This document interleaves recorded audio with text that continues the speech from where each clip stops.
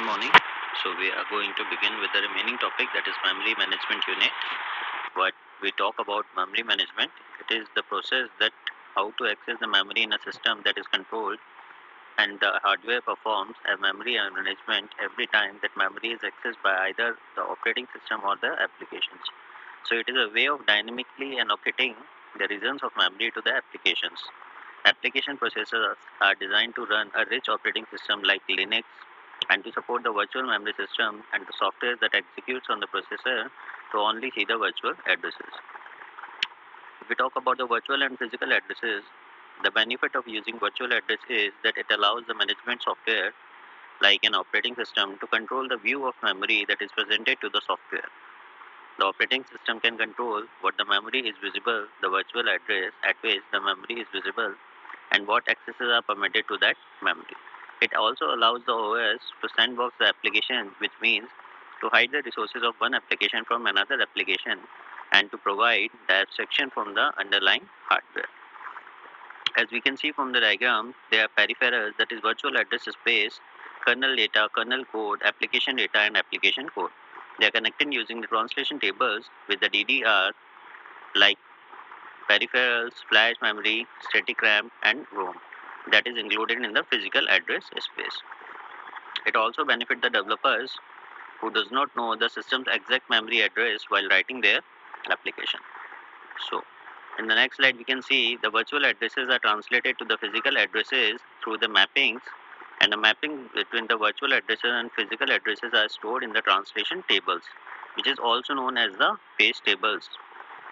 If we talk about the memory management unit, we can see it is performing the translations and consists of the following, like the table walk unit, which contains the logic that reads the translation tables from the memory, and the TLB, which is known as translation look aside buffers, which consists of the cache recently used translations, and all the memory addresses that are issued by the software are virtual. So these memory addresses are passed to the memory management unit, which checks the TLB, that is translation look aside buffer, for a recently used cache translation. If the memory management unit does not find a recently cached translation, the table walk unit reads the appropriate table entry or entries from the memory as in the figure. We can see there is a virtual address space, that is VA, there is address translation, and there is physical address, that is known as PA spaces. So they are connected through the software to the translation look aside buffer with the memory management unit and the help of table walk unit that is connected to the caches and to the memory of translation table. So a virtual address must be translated to a physical address before a memory access can take place. We can also see the architecture is a behavioral specification, and the cache must behave as if they are physically tagged. So implementation could do something different as long as this is not software visible.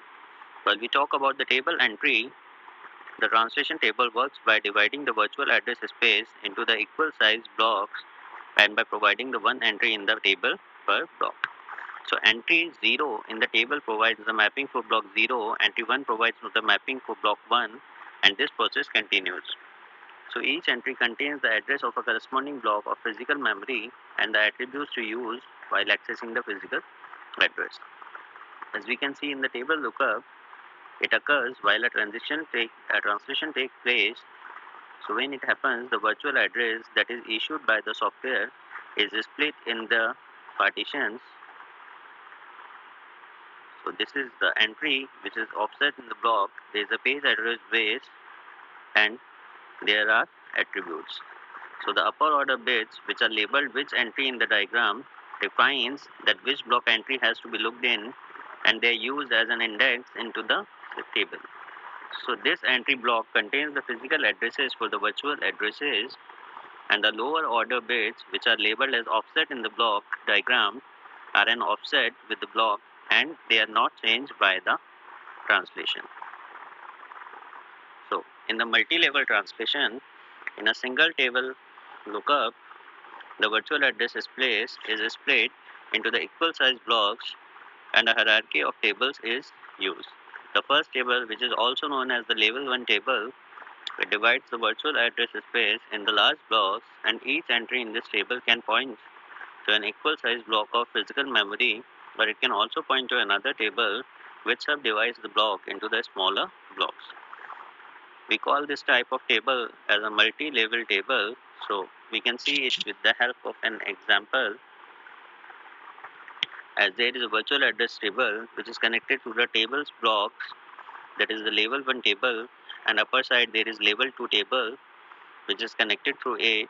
The level 2 table is also connected, and the physical address connectivity to the virtual address space connectivity is there using the level 1 and level 2 tables, level 3 table also.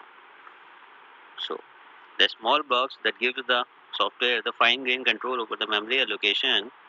It is less efficient the cache in the translation look aside buffer.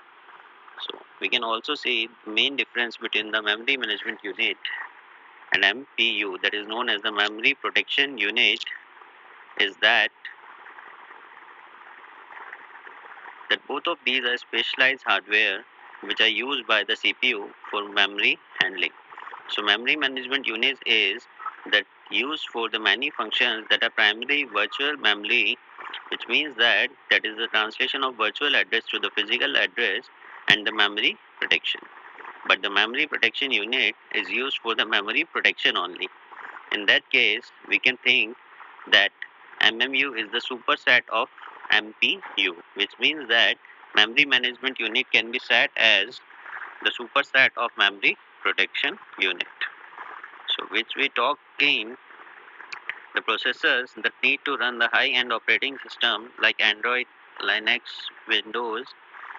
They have typically MMUs, but the processor which need to run the RTOs, that is real-time operating systems such as ThreadX, Nucleus, typically have the memory protection unit.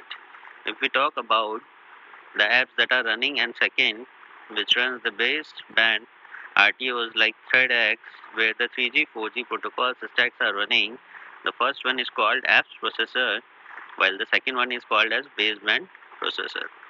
So the apps processor like ARM Cortex, a series, has the MMU, that is while baseband processor like ARM Cortex A series has MPU. So a quick analogy can be thought of MMUs as Swiss Army knife and MPUs as knife. Basically, the MMU implementation in hardware is much more complex than that of MPU. So this is why the computer systems like real-time embedded systems, which do not need the virtual memory but need more protection, have much simple MPU, that is memory protection unit, of the full-blown memory management unit. So this is today's topic. In the next lecture, we'll continue the remaining one.